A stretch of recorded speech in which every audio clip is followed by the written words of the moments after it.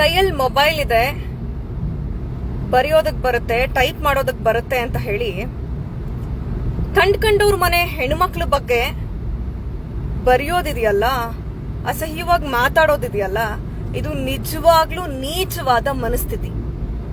ಯಾವನೋ ಒಬ್ಬ loafer third class ನನ್ನ ಮಗ ಹೆಣ್ಮಕ್ಳನ್ನ ಬಳಸ್ಕೊಂಡು ಅವರ ವಿಡಿಯೋಗಳನ್ನ ಮಾಡಿ ಅದನ್ನ ತನ್ನ ಮೊಬೈಲ್ ಅಲ್ಲಿ ಸೇವ್ ಮಾಡ್ಕೊಂಡಿರೋದು, ಅದಾದ ನಂತರ ಹೊರಗಡೆ ಬಂದಿರೋದು, ಇವೆಲ್ಲ ವಿಚಾರಗಳಿಗೆ ಸಂಬಂಧಪಟ್ಟ ಹಾಗೆ ನಿಜವಾಗ್ಲೂ ಹೆಣ್ಮಕ್ಳ ಬಗ್ಗೆ ಕಾಳಜಿ ಅನ್ನೋದಿದ್ರೆ ಈ ನವೀನ್ ಗೌಡ ಅನ್ನುವಂಥ ಇಡಿಯಟ್ ಅದನ್ನ ಬರಿಬೇಕಾಗಿತ್ತು. ಆ ಹೆಣ್ಮಕ್ಳ ಪರವಾಗಿ ನ್ಯಾಯ ಕೇಳ್ಬೇಕಿತ್ತು. ಅದನ್ ಬಿಟ್ಟು ಕತ್ತಲೆಯಲ್ಲಿ ಬೆತ್ತಲಾದ ನಜ್ಮಾ ಕಮಿಂಗ್ ಸೂನ್ ಅಂತ ಪೋಸ್ಟ್ ಹಾಕ್ತಾನೆ. ಎಷ್ಟು ಗಂಟೆನಲ್ಲಿ?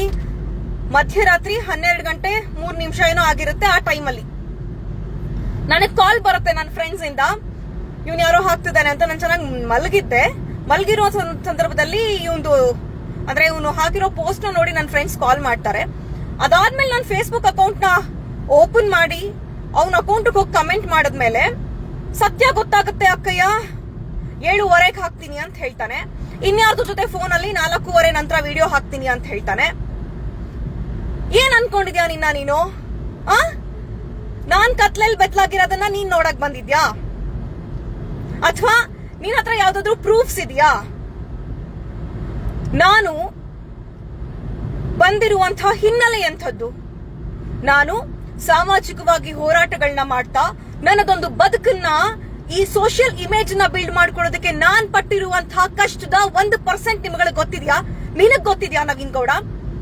ನಿನ್ ಮನೆ ಹೆಣ್ಮಗು ಬಗ್ಗೆ ನಾಳೆ ಯಾವನಾದ್ರೂ ಇದೇ ತರ ಮಾತಾಡಿದ್ರೆ, ಬರೆದ್ರೆ ಬಾಯಿ ಮುಚ್ಕೊಂಡು ಸುಮ್ನೆ ಇರ್ತೀಯಾ? ನಿನ್ ವಿರುದ್ಧ ಈಗಾಗ್ಲೇ ನಾನು ದೂರನ್ನ ದಾಖಲಿಸಾಗಿದೆ. ಒಂದು ನಿನ್ನ ಗಮನಕ್ಕೆ ನಾನು ತರಕ್ ಇಷ್ಟಪಡೋದು, ಕಂಡೋರ್ ಮನೆ ಹೆಣ್ಮಕ್ಳು ನಿನ್ ಮನೆ ಜೀತದಾಳಗಳಲ್ಲ ಕಣಪ್ಪ. ಯಾರ್ದೋ ಮನೆ ಹೆಣ್ಮಕ್ಳ ಬಗ್ಗೆ ಬರೆಯೋದಕ್ಕೂ ಮುಂಚೆ ವಿವೇಚನೆಯಿಂದ ಅವ್ರು ಏನು ಎತ್ತ ಅಂತ ತಿಳ್ಕೊಂಡು ಬರೆಯೋ ಅಗತ್ಯತೆ ಮತ್ತು ಬರೆಯುವಂತ ಅಧಿಕಾರ ನಿನಗಿಲ್ಲ. ಆದ್ರೆ ಅಟ್ಲೀಸ್ಟ್ ಬರ್ದಾಗ ಅದ್ ಸತ್ಯ ಇದ್ರೆ ಬರಿಬೇಕು. ನಾನೊಬ್ಳು ಪಬ್ಲಿಕ್ ಫಿಗರ್, ನಾನೊಬ್ಳು ಸಮಾಜದಲ್ಲಿ ಗುರುತಿಸ್ಕೊಂಡಿರುವಂತಹ ಹೆಣ್ಮಗಳು. NRC CA ತರಹದ ಹೋರಾಟಗಳಲ್ಲಿ ಹೋರಾಡ್ತಾ ಈ ಬಿಜೆಪಿ RSS ಅವರ ವಿರುದ್ಧವನ್ನ ಕಟ್ಕೊಂಡು ಅವರ ಸೊಂಟದ ಕೆಳಗಿನ ಮಾತುಗಳನ್ನ ಕೇಳ್ಕೊಂಡು ಈ ಸಮಾಜಕ್ಕೋಸ್ಕರ ದುಡಿತಾ ಇರುವಂತಹ ಹೆಣ್ಮಗಳು ನಾನು. ನಿಮಗೆ ಮುಸಲ್ಮಾನರ ಮೇಲೆ ದ್ವೇಷ ಇದ್ರೆ, ಸ್ತ್ರೀಯರ ಮೇಲೆ ದ್ವೇಷ ಇದ್ರೆ ಅದನ್ನ ಈ ತರ ತೀರಿಸ್ಕೊಳ್ಳೋದಲ್ಲ. ಇಡಿಯಟ್, ನೀನು ತಾಯಿ ಹೊಟ್ಟೆಲ್ ಹುಟ್ಟಿದ್ಯಾ ನವೀನ್ ಗೌಡ? ನಿನ್ ಜೊತೆ ಅಕ್ಕ ತಂಗಿ ಹುಟ್ಟಿದಾರಾ? ನಾನು ಈಗಾಗ್ಲೇ ಕಂಪ್ಲೇಂಟ್ ಕೊಟ್ಟಿದ್ದೀನಿ.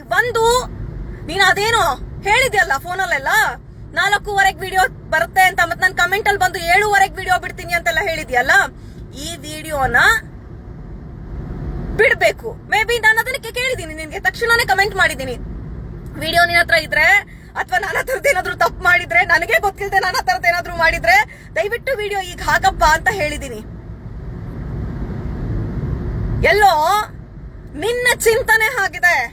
ನೀನ್ ಇದನ್ನ ಏನಕ್ಕೆ, ನವೀನ್ ಗೌಡ ಏನಕ್ಕೆ ಇದನ್ನ ಬಳಸ್ಕೊಳ್ತಾನೆ ಅಂತ ಅಂದ್ರೆ, ಅಫ್ಕೋರ್ಸ್ ಆ ವಿಡಿಯೋ ಯಾರ್ದು ಅಂತ ಹರಿದಾಡ್ತಿದ್ಯೋ ಅವರು ನನ್ನ ಅಣ್ಣ ಅಂತ ಕರಿತಿದ್ದೆ. ನನ್ಗಿವಾಗ ನನಗೆ ಹೊಲ್ಸು ಅಂತ ಅನ್ಸುತ್ತೆ. ಅವನು ಅಣ್ಣ ಅಂತ ನಾನ್ ಕರೆದ್ನ, ಅವನ್ ಕೈಗಳಿಗೆ ನಾನು ರಕ್ಷಾ ಬಂಧನದ ರಾಖಿ ಕಟ್ತಾ ಇದ್ದಿದ್ದು, ಅಂಥವನ್ ಜೊತೆ ನನ್ನ ಪಕ್ಷದಲ್ಲಿ ಇದ್ದಿದ್ದು ಅಂತ ಹೇಳಿ ನನಗೆ ಅಸಹ್ಯ ಅನ್ಸುತ್ತೆ. ಒಂದ್ ಪಕ್ಷದಲ್ಲಿದ್ದಾಗ ಎಲ್ಲರೂ ಇರ್ತಾರೆ, ಎಲ್ಲರ ಮನಸ್ಥಿತಿಗಳನ್ನ ನಾವ್ ರೀಡ್ ಮಾಡ್ಕೊಂಡು ಕೂತ್ಕೊಳಕ್ಕಾಗತ್ತಾ?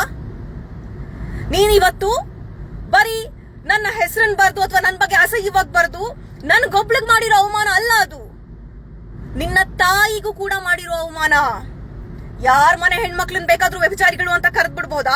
ಆ ಕಲ್ಲಡ್ಕ ಪ್ರಭಾಕರ್ ಭಟ್ಟ ವೆರಿ ರೀಸೆಂಟ್ಲಿ ಹೇಳಿದ್ನಲ್ಲ, ಮುಸ್ಲಿಂ ಹೆಣ್ಮಕ್ಳು ಅಂದ್ರೆ ದಿನಕ್ಕೊಬ್ಬನ ಪಕ್ಕ ಮಲಗೋರು ಅಂತ. ಅವನ ಮಾತಿಗೂ ನಿನ್ನ ಮಾತಿಗೂ ಯಾವುದೇ ರೀತಿಯ ವ್ಯತ್ಯಾಸ ಇಲ್ಲ, ಯಾವುದೇ ರೀತಿಯ ವ್ಯತ್ಯಾಸ ಇಲ್ಲ. ನಿಂದು ಕೊಳಕು ಮನಸ್ಥಿತಿ, ಸ್ತ್ರೀ ವಿರೋಧಿ ಮನಸ್ಥಿತಿ. ನಿನ್ ತಾಯಿನೂ ಕೂಡ ಯಾರ ಹತ್ರನೋ ಮಲಗಿದ್ಲು ಅಂತ ಹೇಳೋದಕ್ ನೀನ್ ಹೇಸಲ್ಲ. ಅಂತ ಮನಸ್ಥಿತಿ, ಇಂಥ ಮಗನನ್ನ ಹೆತ್ತಿರುವಂತಹ ತಾಯಿ, ಇಂಥವನ್ ಜೊತೆ ಬದುಕ್ತಾ ಇರುವಂತಹ ಅಕ್ಕ ತಂಗಿ ಅಥವಾ ನಿನಗೆ ಮದ್ವೆ ಆಗಿದ್ರೆ ನಿನ್ನ ಹೆಂಡತಿ, ಇವರೆಲ್ಲರೂ ಕೂಡ ನಾಚಿಕೆ ಪಟ್ಕೊಳ್ಳುವಂತಹ ಮಾತುಗಳನ್ನ ನೀನ್ ಆಡಿರುವಂತದ್ದು. ನಾನು ನನ್ನ ಈ ಸಾಮಾಜಿಕ ಬದುಕನ್ನ ಕಟ್ಕೊಳ್ಳೋದಕ್ಕೆ ಎಷ್ಟು ಕಷ್ಟ ಪಟ್ಟಿದೀನಿ, ಎಷ್ಟು ಹೋರಾಟಗಳನ್ನ ಮಾಡಿದೀನಿ, ಎಷ್ಟು ಸ್ಟ್ರಗಲ್ ಅನ್ನ ಮಾಡಿದೀನಿ. ಒಂದು ಪೊಲಿಟಿಕಲಿ ಒಂದು ಮುಸ್ಲಿಂ ಸಮುದಾಯದ, ಒಂದು ಅಲ್ಪಸಂಖ್ಯಾತ ಸಮುದಾಯದ ಹೆಣ್ಮಕ್ಳು ಬೆಳೀತಾ ಇರೋದನ್ನ ತಡಿಯಕ್ಕಾಗದೆ ನೀನ್ ಈ ತರ ಎಲ್ಲ ಯಾವುದೇ ಕಾರಣಕ್ಕೂ ಒಪ್ಕೊಳ್ಳಲ್ಲ. ಕ್ಯಾಕರ್ಸ್ ನಿನ್ ಮುಖಕ್ಕೆ ಕುಗಿತಾರೆ. ಹೆಣ್ಮಕ್ಳ ಬಗ್ಗೆ ಮಾತಾಡಕ್ ನಿನ್ಗೆ ಎಷ್ಟೋ ಧೈರ್ಯ, ಅದ್ರಲ್ಲೂ ನಮ್ ಸಮುದಾಯದ ಹೆಣ್ಮಕ್ಳ ಬಗ್ಗೆ ಮಾತಾಡಕ್ ನಿನಗೆ ಎಷ್ಟೋ ಧೈರ್ಯ, ಲೋಫರ್ ಅಂತ ಹೇಳಿ ಕ್ಯಾಕರ್ಸ್ ಮುಖಕ್ಕೆ ಕುಗಿತಾರೆ. ನೀನು ಸತ್ಯನೇ ಹೇಳೋನು, ಸತ್ಯನೇ ಬರೆಯೋನು ಅನ್ನೋದಿದ್ರೆ ಯಾಕೆ ಪೋಸ್ಟ್ ಡಿಲೀಟ್ ಮಾಡ್ದೆ? ನಾಳೆ ನಿನ್ನ ಮನೆಯ ಹೆಣ್ಣು ಮಕ್ಕಳ ಬಗ್ಗೆ ಯಾವನಾದ್ರೂ ಈ ತರ ಬರೆದ್ರೆ ಬಿಟ್ಬಿಡ್ತೀರಾ? ಹಿಂದೆ ಮುಂದೆ ಯೋಚನೆ ಮಾಡದೆ ಯಾವನಾದ್ರೂ ಹಿಂಗ್ ಬೆರಳು ಮಾಡಿ ತೋರಿಸ್ಬಿಟ್ರೆ ಬಿಟ್ಬಿಡ್ತೀರಾ? ಏನಾಗಲ್ಲ. ನನ್ನ ಸಾಮಾಜಿಕ ಘನತೆ ಏನಾಗಲ್ಲ. ನನ್ಗೊಂದ್ ಪಬ್ಲಿಕ್ ಲೈಫ್ ಇದೆ ಅಲ್ವಾ, ನಂಗೊಂದ್ ಪರ್ಸನಲ್ ಲೈಫ್ ಇದೆ ಅಲ್ವಾ. ಇದಕ್ಕೆಲ್ಲ ನೀನ್ ಯಾವ ತರ ಚ್ಯುತಿ ತಂದಿದೀಯಾ ಅಂತ ಅಂದ್ರೆ ನಿನ್ ಮೇಲೆ ನಾನು ಮಾನನಷ್ಟ ಮೊಕದ್ದಮೆ ಹೂಡ್ತಾ ಇದ್ದೀನಿ. ಏನ್ ಅನ್ಕೊಂಡಿದ್ದೀರಾ ನೀವೆಲ್ಲ? ಹೆಣ್ಮಕ್ಳಂದ್ರೆ ಏನ್ ಅನ್ಕೊಂಡಿದ್ದೀರಾ? ನೀವು ತಾಯಿ ಹೊಟ್ಟೆಲ್ ಹುಟ್ಟಿಲ್ವಾ? ಎಲ್ಲೋ ನಿನ್ನ ಮನಸ್ಥಿತಿ ಕಂಡಲ್ಲಿ ಬೆತ್ತಲೆ ಆಗೋ ಮನಸ್ಥಿತಿ ಇದೆ, ಅಥವಾ ನಿನ್ ಸುತ್ತ ಇರೋರ್ ಮನಸ್ಥಿತಿ ಕಂಡಲ್ಲಿ ಬೆತ್ತಲೆ ಆಗೋ ಮನಸ್ಥಿತಿ ಇದೆ. ಆ ಕಾರಣಕ್ಕೋಸ್ಕರ ನೀನ್ ಈ ಭಾಷೆನ ಉಪಯೋಗಿಸಿದ್ಯಾ, ಈ ಪದಗಳನ್ನ ಬರ್ದಿದ್ಯಾ. ಇಡಿಯಟ್, ಲೋಫರ್, ನಿನಗ್ ನಾಚಿಕೆ ಆಗ್ಲಿಲ್ವಾ? ನಾಚಿಕೆ ಆಗ್ಲಿಲ್ವಾ ನಿನಗೆ ಒಂದ್ ಹೆಣ್ಮಗು ಬಗ್ಗೆ ಬರೆಯೋದಕ್ಕೆ? ನಿಮ್ಗೆಲ್ಲ ಸೈದ್ಧಾಂತಿಕವಾಗಿ ವಿರೋಧ ಮಾಡೋದಕ್ಕಾಗಲ್ಲ, ಸೈದ್ಧಾಂತಿಕವಾಗಿ ಅಪೋಸ್ ಮಾಡಕ್ಕಾಗಲ್ಲ, ಸಿದ್ಧಾಂತ ಇಲ್ಲ. ಅದಕ್ಕೆ ಒಂದ್ ಹೆಣ್ಮಗುವಿನ ಇಚ್ಛಾಶಕ್ತಿಯನ್ನ, ಒಂದ್ ಹೆಣ್ಮಗುವಿನ ವಿಲ್ ಪವರ್ ಅನ್ನ ಕುಗ್ಸೋದಕ್ಕೆ ಈ ತರದ ನೀಚ ದಾರಿ ಹಿಡಿಬೇಕಾ ನೀವೆಲ್ಲ? ಬನ್ರೋ, ಅಷ್ಟಿದ್ರೆ ಬನ್ನಿ, ಎಲ್ಲಾದ್ರೂ ಎಲೆಕ್ಷನ್ ನಿಂತ್ಕೊಳ್ಳಿ ನನ್ ವಿರುದ್ಧ, ಗೆದ್ದು ತೋರಿಸಿ. ಇಲ್ಲ ಬನ್ನಿ ನನ್ ಜೊತೆ ಇವತ್ತಿನ ಸಾಮಾಜಿಕ ಸಮಸ್ಯೆಗಳ ಬಗ್ಗೆ ಡಿಬೇಟ್ ಮಾಡಿ. ಇದ್ಯಾವುದು ಆಗಲ್ಲ, ಇದ್ಯಾವುದು ನಿಮ್ ಕೈ ಸಾಧ್ಯ ಇಲ್ಲ. ಏನ್ ಸಾಧ್ಯ? ಕಂಡ್ಕೊಂಡವ್ರ ಮನೆ ಹೆಣ್ಮಕ್ಳ ಬಗ್ಗೆ ತುಚ್ಛವಾಗಿ ಬರ್ಕೊಂಡು ಓಡೋದ್ ನಿನಗ್ ಸಾಧ್ಯ. ಯಾವ ಪಕ್ಷದವನಾದ್ರೆ ಏನಂತೆ ನೀನು? ಕಾಂಗ್ರೆಸ್ ಅವನಾದ್ರೂ ಅಷ್ಟೇ, ಜೆಡಿಎಸ್ ಅವನಾದ್ರೂ ಅಷ್ಟೇ, ಬಿಜೆಪಿ ಅವನಾದ್ರೂ ಅಷ್ಟೇ. ನನ್ನ ಸ್ವಂತ ತಮ್ಮನೇ ಯಾವ್ದಾದ್ರು ಹೆಣ್ಮಗು ಬಗ್ಗೆ ಮಾತಾಡಿದ್ರು ಕೂಡ ಕಡ್ದು ಹಾಕ್ತೀನಿ ನಾನು. ಏನ್ ಅನ್ಕೊಂಡಿದ್ದೀರಾ ನಿಮ್ಮನ್ನ ನೀವು? ನೀನ್ ಏನ್ ಅನ್ಕೊಂಡಿದ್ಯಾ? ಏನ್ ನಿನ್ ಫೇಸ್ಬುಕ್ ಅಲ್ಲಿ ದೊಡ್ಡ ಪುಡಾಂಗು? ನೋಡೋಣ, ಈ ಕಂಪ್ಲೇಂಟ್ ಆದ್ಮೇಲೆ ಯಾರು ಬಂದ್ ನೋಡ್ತಾರೆ ಅಂತ ನೋಡೋಣ. ನಿನ್ನ ವಿರುದ್ಧ ನವೀನ್ ಗೌಡ, ನಿನ್ನ ವಿರುದ್ಧ ಮಾನನಷ್ಟ ಮೊಕದ್ದಮೆಯನ್ನ ಹೂಡಿದ್ದೀನಿ. ನೀನು ನಿಜವಾಗ್ಲೂ ಕೂಡ ನೀನು ನ್ಯಾಯ, ನಿಷ್ಠೆ, ಆಮೇಲೆ ಏನು ಸತ್ಯ ಆಗಿ ಹೇಳ್ತಾ ಇದ್ದೀನಿ, ತಾಳಿದವರು ಬಾಳಿಯಾಳಂತೇನೇನೋ ಕಮೆಂಟ್ ಮಾಡಿದ್ಯಲ್ಲ, ನೀನ್ ನಿಜವಾಗ್ಲೂ ನಿಯತ್ತಿನ ಬದುಕ್ತಿದ್ರೆ ಇಡಿಯಟ್. ನೀನು ಅದೇನೋ ವಿಡಿಯೋ ರಿಲೀಸ್ ಮಾಡ್ತೀನಿ, ಅದ್ ಮಾಡ್ತೀನಿ, ಇದ್ ಮಾಡ್ತೀನಿ ಅಂತ ಹೇಳ್ತಿದ್ಯಲ್ಲ, ಅದನ್ನ ತಗೊಂಬಂದ್ ತೋರ್ಸು. ನೀನ್ ಮಾಡ್ತಾ ಇರೋದು ಯಾಕೆ ಅಂತ ವೆರಿ ಕ್ಲಿಯರ್ಲಿ ಗೊತ್ತಾಗ್ತದೆ. ಏನು, ನಾನ್ ಜೆಡಿಎಸ್ ಪಕ್ಷದಲ್ಲಿದ್ದೆ, ಜೆಡಿಎಸ್ ನ ಎಲ್ಲಾ ಲೀಡರ್ಗಳ ಜೊತೆ, ಮುಖಂಡರುಗಳ ಜೊತೆ ನಾನು ಆಕ್ಟಿವ್ ಅಂದ್ರೆ ನಮ್ಗೊಂದು ವಲಯ ಇತ್ತು. ಅಯ್ಯೋ ಎಲ್ಲೋ ಇವಳ್ದು ವಿಡಿಯೋ ಇರ್ಬೋದು ಅನ್ಸುತ್ತೆ, ಈ ತರ ನಾನೊಂದು ಸ್ಟೇಟ್ಮೆಂಟ್ ಹಾಕ್ಬಿಟ್ರೆ ಇವಳು ಬಂದು ನನಗೆ ದುಡ್ಡು ಆಫರ್ ಮಾಡ್ತಾಳೆ ಅಂತ ಬ್ಲಾಕ್ ಮೇಲ್ ಮಾಡೋದಕ್ಕೆ ನೀನ್ ಈ ತಂತ್ರ ಉಪಯೋಗಿಸಿರೋದು ಅನ್ನುವಂಥದ್ದು ನನಗ್ ಗೊತ್ತಿದೆ. ತುಂಬಾ ಜನ ಕೇಳ್ತಿದ್ದೀರಾ ಅವನ ಬಗ್ಗೆ ಏನಕ್ಕೆ ಮಾತಾಡ್ತೀರಾ ಅಂತ. ನಾನು ನನ್ನ ಜೀವನವನ್ನ ಕಷ್ಟಪಟ್ಟು ಕಟ್ಕೊಂಡಿದ್ದೀನಿ. ಸಾಮಾಜಿಕ ಹೋರಾಟದ ಮೂಲಕ ನನಗೆ 16-17ನೇ ವಯಸ್ಸು ಇರುವಾಗ ಬೀದಿಗಿಳಿದು ಸಂವಿಧಾನ ಹಿಡ್ಕೊಂಡು ಹೋರಾಟ ಮಾಡಿದವಳು ನಾನು. NRC CAA ವಿರುದ್ಧ ಇಡೀ RSS, ಇಡೀ ಬಿಜೆಪಿ ನನ್ನ ವಿರುದ್ಧ ಇದ್ದಾಗ ನನ್ನ ಮೇಲೆ ಹಲ್ಲೆಗಳಾದಾಗ್ಲೂ ಕೂಡ ಜಗ್ಗದೆ ಹೋರಾಟ ಮಾಡಿರುವಂತಹ ಹೆಣ್ಮಗಳು ನಾನು. ಅಲ್ಪಸಂಖ್ಯಾತ ಸಮುದಾಯದಲ್ಲಿ ಹೆಣ್ಮಕ್ಳೇ ಹೊರಗಡೆ ಬರದೇ ಇರುವಂತಹ ಸಿಚುವೇಶನ್ ಅಲ್ಲಿ ನಾನು ಈ ಸಮುದಾಯದ ಹೆಣ್ಮಕ್ಳಿಗೋಸ್ಕರ ಹೋರಾಟ ಮಾಡಿದ್ದೀನಿ. ಈ ಸಮುದಾಯ ಮತ್ತು ಸಂವಿಧಾನ ಉಳಿಸೋದಕ್ಕೆ ದಲಿತರ ಧ್ವನಿಯಾಗಿ, ಅಲ್ಪಸಂಖ್ಯಾತರ ಧ್ವನಿಯಾಗಿ ನಾನು ಕೆಲಸ ಮಾಡಿದ್ದೀನಿ. ನನ್ನ ಅಂತ ಶ್ರಮಕ್ಕೆ ಒಂದು ನಿಮಿಷದಲ್ಲಿ ಒಂದು ಸೆಂಟೆನ್ಸ್ ಅನ್ನ ಬರೆದು ಯಾವನೋ ಬೋಳಿ ಮಗ ಹಾಳು ಮಾಡ್ತಾನೆ ಅಂತ ಅಂದ್ರೆ ಅದು ಅಫ್ಕೋರ್ಸ್ ನ್ಯಾಯ, ನಿಷ್ಠೆ ಮತ್ತು ಸತ್ಯದ ಜೊತೆಗೆ ಬದುಕ್ತಾ ಇರುವಂತಹ ನನ್ನಂತ ಹೆಣ್ಮಕ್ಳಿಗೆ ಅಫ್ಕೋರ್ಸ್ ಹರ್ಟ್ ಆಗುತ್ತೆ.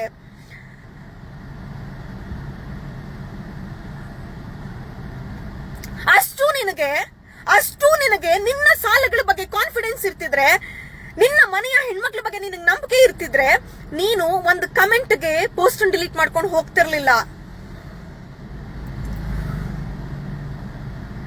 ಆಯ್ತಾ?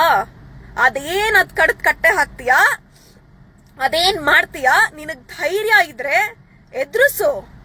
ಧೈರ್ಯ ಇದ್ರೆ ಬಾ, ಕಾನೂನಾತ್ಮಕವಾಗಿ ಹೋರಾಟ ಮಾಡೋಣ.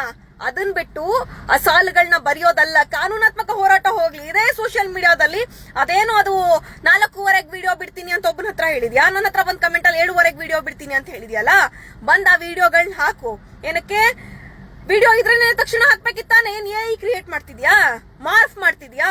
ನೋಡೋ, ನನ್ನ ಫೋಟೋಸ್ ಗಳನ್ನ ಬುಲ್ಲಿ ಅನ್ನುವಂತ ಒಂದು ಆಪ್ ಅಲ್ಲಿ ಇಡೀ ಪ್ರಪಂಚದ ದೊಡ್ಡ ಒಂದು ಮಾರ್ಫಿಂಗ್ ಮತ್ತೆ IT ವಿಂಗ್ ಅನ್ನ ಇಟ್ಕೊಂಡಿರುವಂತಹ ಬಿಜೆಪಿ ಅವರು ಮಾರ್ಫ್ ಮಾಡಿದಾಗ್ಲೇ ನಾನು ತಲೆ ಕೆಡಿಸ್ಕೊಂಡವಳಲ್ಲ. ನನ್ನ ಮಾರ್ಫ್ ಫೋಟೋಗಳನ್ನ ಹಾಕ್ದಾಗ್ಲೇ ನಾನು ತಲೆ ಕೆಡಿಸ್ಕೊಂಡವಳಲ್ಲ. ಅಂತ ಇಡಿಯಟ್ ಕಲ್ಲಡ್ಕ ಪ್ರಭಾಕರ್ ಭಟ್ಟ ನನ್ನ ಸಮುದಾಯದ ಹೆಣ್ಣು ಮಕ್ಳ ಬಗ್ಗೆ ಮಾತಾಡ್ದಾಗ್ಲೇ, ನಾನು ಎಲ್ಲರೂ ಬಾಯಿ ಮುಚ್ಕೊಂಡು ಕೂತಿದ್ದಾಗ್ಲೂ ಹೋರಾಟ ಮಾಡಿರುವಂತವಳು. ನನ್ನ ಬಗ್ಗೆ ಮಾತಾಡಿದಾಗ ನಾನು ಯಾವುದೇ ಕಾರಣಕ್ಕೂ ಸುಮ್ಮನೆ ಕೂರಲ್ಲ. ಯಾವುದೇ ಕಾರಣಕ್ಕೂ ನಾನು ಸುಮ್ಮನೆ ಕೂರಲ್ಲ. ನನ್ನ ಬಗ್ಗೆ ಮಾತಾಡೋಕು ಮುಂಚೆ ಅಥವಾ ಯಾವುದೇ ಹೆಣ್ಣಿನ ಬಗ್ಗೆ ಮಾತಾಡೋಕು ಮುಂಚೆ ಒಂದ್ ಅಟ್ಲೀಸ್ಟ್ ಪೂರ್ವಾಪರವನ್ನ ಯೋಚನೆ ಮಾಡಬೇಕಾಗಿರೋದು ನಿನ್ನ ಕರ್ತವ್ಯ ಆಗ್ಬೇಕಾಗಿತ್ತು. ನೀನ್ ಯಾವಾಗ್ಲಾದ್ರೂ ಈ ಏನದು ಆಂಟಿ ಸೋಷಿಯಲ್ ಎಲಿಮೆಂಟ್ಸ್ ಬಗ್ಗೆ, RSS ಬಗ್ಗೆ, ಬಿಜೆಪಿ ಬಗ್ಗೆ ಬರ್ದಾಗ ನಂಗೆ ಸ್ಕ್ರೀನ್ ಶಾಟ್ಸ್ ಯಾರಾದ್ರೂ ಕಳ್ಸಿದ್ರೆ ನನ್ ಪಾಪ ಹುಡುಗ ತಿಳ್ಕೊಂಡಿದ್ದಾನೆ ಅಂತ ಖುಷಿ ಪಡ್ತಿದ್ದೆ. ನೀನು ಇಷ್ಟು ನಿಮ್ಮ ಮುಸ್ಲಿಂ ವಿರೋಧಿ ಮನಸ್ಥಿತಿ, ಒಬ್ಬ ಮುಸ್ಲಿಂ ಹೆಣ್ಮಕ್ಳ ವಿರುದ್ಧ ಇರೋ ಮನಸ್ಥಿತಿಯನ್ನ ಈ ತರಹ ಇಷ್ಟು ತುಚ್ಛವಾಗಿ ಪೋರ್ಟ್ರೇ ಮಾಡ್ತಾ ಇರೋದಿದೆಯಲ್ಲ, ಇದು ಎಷ್ಟು ಇಸ್ಲಾಮೋಫೋಬಿಯಾ ಇದೆ ನಿನ್ನ ಮನಸ್ಸಲ್ಲಿ, ಎಷ್ಟು ಫಾಸಿಸಂ ತುಂಬಿದೆ, ಎಷ್ಟು ಆಂಟಿ ವುಮನ್ ಮೈಂಡ್ಸೆಟ್ ತುಂಬಿದೆ ಅನ್ನೋದನ್ನ ತೋರಿಸ್ತಾ ಇದೆ. ನನಗೆ ನೀನೇನ್ ಕಮೆಂಟ್ ಅಲ್ಲಿ ಹೇಳಿದ್ಯಾ ಹಾಗೆ 4:15 ಅಥವಾ ಇವತ್ತಿನ 7:15 ಒಂದು ನೀನು ಅದೇನ್ ವಿಡಿಯೋ ಹಾಕಿದ್ಯಾ ಅದನ್ನ ಎಕ್ಸಿಬಿಟ್ ಮಾಡ್ಬೇಕು. ಅಂದ್ರೆ ಏನೋ ವಿಡಿಯೋ ಹಾಕ್ತೀನಿ ಅಂತ ಹೇಳ್ತಿದ್ಯಲ್ಲ, ಅದೇನ್ ಕ್ರಿಯೇಟ್ ಮಾಡಿ ನನಗೆ ಗೊತ್ತಿಲ್ಲದೆ ಇರೋ ತರಹಕ್ಕೆ ನಂದದ್ಯಾವ ಇದು ನಿನಗೆ ಸಿಕ್ಕಿದೆ, ಅಥವಾ ನಾನ್ ಬೆತ್ತಲಾಗಿದ್ದೀನ, ಅಥವಾ ನೀನು ಅಥವಾ ನಿನ್ ಮನೆಯವ್ರು ಯಾರಾದ್ರೂ ಹೋಗೋನ್ ಹತ್ರ ಮಲಗಿದ್ರ, ಅದನ್ನ ಹಾಕ್ಬೇಕು. ಇಲ್ಲ ಅಂತ ಅಂದ್ರೆ ಏನ್ ಕಾನೂನಾತ್ಮಕವಾಗಿ ಎದುರಿಸಬೇಕು ಅದನ್ನ ಖಂಡಿತವಾಗ್ಲೂ ನೀನ್ ಎದುರಿಸ್ತೀಯಾ. ನೀನ್ ಕಾನೂನಾತ್ಮಕವಾಗಿ ಉತ್ತರ ಕೊಡ್ಲೇಬೇಕು. ತುಂಬಾ ಜನ ಯಾಕೆ ಕಣ್ಣೀರ್ ಹಾಕ್ತಿದೀನಿ ಅಂತ ಕೇಳ್ತಿದ್ದಾರೆ. ನಾನೊಬ್ಳು ಎಮೋಷನಲ್ ಹ್ಯೂಮನ್ ಬೀಯಿಂಗ್. ನಾನು ಜನರ ಎಮೋಷನ್ಸ್ ಅರ್ಥ ಮಾಡ್ಕೊಂಡು ಹೋರಾಟ ಮಾಡ್ತಾ ಇರುವಂತ ಹೆಣ್ಮಗಳು. ಒಂದ್ ಅಲ್ಪಸಂಖ್ಯಾತ ಸಮುದಾಯದಿಂದ ಬಂದು ನಮ್ದೇ ಆದ ಕಷ್ಟ ಇರುತ್ತೆ, ನಮ್ದೇ ಆದ ಪ್ರಾಬ್ಲಮ್ಸ್ ಇರುತ್ತೆ. ನಾವು ಒಂದು ಕಮ್ಯುನಿಟಿಯ ಬ್ಯಾಕ್ ಗ್ರೌಂಡ್ ಇಂದ ಬಂದಿರ್ತೀವಿ. ಅಂತ ಬ್ಯಾಕ್ ಗ್ರೌಂಡ್ ಇಂದ ಬಂದಾಗ ಈಗ ಊಹಾಪೋಹಗಳು ಎದ್ರೆ ನನ್ನ ಮಾನ ಏನಾಗ್ಬೇಡ, ಅಥವಾ ನನ್ನ ವೈಯಕ್ತಿಕ ಜೀವನ ಏನಾಗ್ಬೇಡ, ನನ್ನ ಪಬ್ಲಿಕ್ ಲೈಫ್ ಏನಾಗ್ಬೇಡ, ನನ್ನ ಸೋಷಿಯಲ್ ಡಿಗ್ನಿಟಿ ಏನಾಗ್ಬೇಡ. ನೀವೇನೋ ಬರ್ಕೊಂಡ್ ಕುಟ್ಬಿಡ್ತೀರಾ ಕಣ್ರಪ್ಪ, ಬರ್ಕೊಂಡ್ ಕುಟ್ಬಿಡ್ತೀರಾ. ಏನು ಮೊಬೈಲ್ ಇರುತ್ತೆ, ಡೇಟಾ ಇರುತ್ತೆ, ಟೈಪ್ ಮಾಡಕ್ ಬರುತ್ತೆ, ಬರ್ದ್ ಬಿಡ್ತೀರಾ. ನಾನ್ ಸ್ಟ್ರಾಂಗ್ ಹೆಣ್ಮಕ್ಳಾಗಿರೋದಕ್ಕೆ ನೀನಂತ ಇಡಿಯಟ್ ಆಗಿರೋ ಕಮೆಂಟ್ ಅನ್ನ ನೋಡ್ಕೊಂಡು ಸುಮ್ನಾಗಿದ್ದೀನಿ. ನನ್ನ ಫ್ಯಾಮಿಲಿ ಸ್ಟ್ರಾಂಗ್ ಆಗಿರೋದಕ್ಕೆ.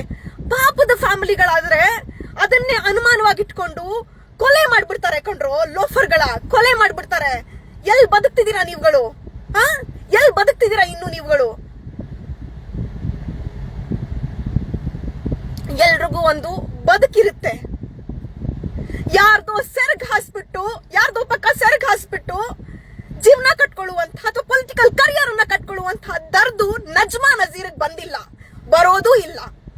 ನಾನು ಯಾವುದೇ ರಾಜಕೀಯ ಆಸೆ, ಆಮಿಷ, ಅಧಿಕಾರದ ಆಸೆಗೆ ಯಾವತ್ತೂ ಪಾಲಿಟಿಕ್ಸ್ ಮಾಡಿದವಳಲ್ಲ. ನನ್ನ ಸಾಮಾಜಿಕ ಚಳುವಳಿ ಹೋರಾಟವನ್ನ ನೋಡಿ ಮಾನ್ಯ ಮಾಜಿ ಪ್ರಧಾನಿಗಳಾಗಿದ್ದಂತಹ ದೇವೇಗೌಡರು ನನ್ನ ಪಕ್ಷಕ್ಕೆ ಕರೆದು ಸೇರಿಸಿಕೊಂಡಿದ್ದು. ನಿನ್ನ ವಿರುದ್ಧ ನವೀನ್ ಗೌಡ ಈಗಾಗಲೇ ಕಂಪ್ಲೇಂಟ್ ದರ್ಜ್ ಆಗಿದೆ. ನಿನ್ನನ್ನ ಕೋರ್ಟಿನ ಕಟ್ಟಕಟ್ಟೆಗೆ ಎಳೆಯೋವರೆಗೂ ಕೂಡ ನಾನ್ ಬಿಡಲ್ಲ. ನೀನ್ ಎದುರು ಹಾಕೊಂಡಿರುವಂತದ್ದು ನಜ್ಮಾ ನಜೀರನ್ನ, ನೀನು ಎದುರು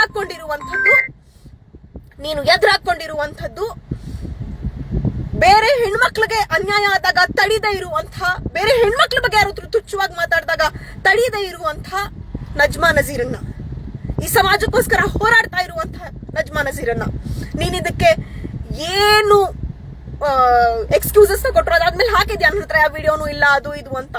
ನಿನ್ ಮನೆ ಹೆಣ್ಮಕ್ಳ ಬಗ್ಗೆ ಒಂದೇ ಕ್ಷಣ ಯೋಚನೆ ಮಾಡು. ನಿನ್ ಮನೆ ಹೆಣ್ಮಕ್ಳ ಬಗ್ಗೆ ಯಾವನಾದ್ರೂ ಹಿಂಗ್ ಬರೆದ್ಬಿಟ್ಟು, ಆಕೆ ಪಬ್ಲಿಕ್ ಲೈಫ್ ಅಲ್ಲಿ ಯಾವನಾದ್ರೂ ಹಿಂಗ್ ಬರೆದ್ಬಿಟ್ಟು ಹಾಕ್ಬಿಟ್ರೆ ಹೆಂಗಿರುತ್ತೆ ಸಿಚುವೇಶನ್ ಅಂತ.